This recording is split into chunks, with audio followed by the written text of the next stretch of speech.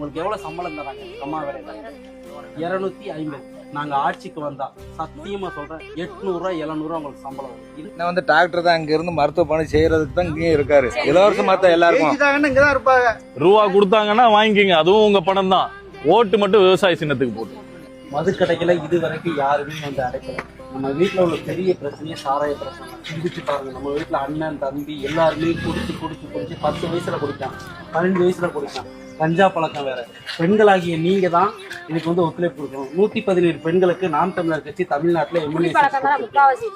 உங்க ஊர்ல எவ்வளவு பிரச்சனை யோசிப்பாங்க, எவ்வளவு வெட்டுக்குத்து நடக்கு நம்ம கிராமத்துல, எவ்வளவு சண்டை சச்சரவு நடக்கு. எல்லாத்துக்குமே குடிப்பழக்கம் தான். திமுக எம்எல்ஏ அதிமுக எம்எல்ஏ இதெல்லாம் சாராய ஆலையை வச்சிருக்காங்க. அவங்களுக்கு அதுல ஒரு பெரிய வருமானம் வருது. பெண்களாகிய நாம தான் மாறணும். 1000 ரூபாய் நமக்கு கொடுத்துட்டு அண்ணன்ட்டு 1000 ரூபாய் வாங்கிட்டா இது நல்லது இல்லை.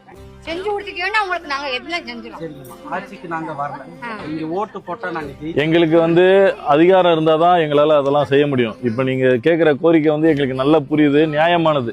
அதை எங்களுக்கு செய்ய முடியணும்னா நாங்க வந்து அதிகாரத்துல வந்தாதான் செய்ய முடியும். சீமான் ஆட்சி நாம் தமிழர் ஆட்சி வந்துச்சு அப்படின்னா வாழ்வாதாரம் கண்டிப்பா உயரும். ராஜபாளைய மக்களுக்கு வணக்கம். மக்களின் அடிப்படை உரிமைகளை கேட்டு வாங்குவதற்காக ஒருவர், நீங்கள் தேர்ந்தெடுப்பவர் தேர்ந்தெடுப்பதற்கு முன்பாகவே உங்களுக்காக உழைக்க தயாராகிவிட்டார். இன்னும் நீங்கள் தேர்ந்தெடுத்தால் உங்களுக்காக என்னவெல்லாம் செய்வார் என்று சிந்தித்து பாருங்கள். இலக்கு ஒன்றுதான், இனத்தின் விடுதலை. நாம் தமிழர்.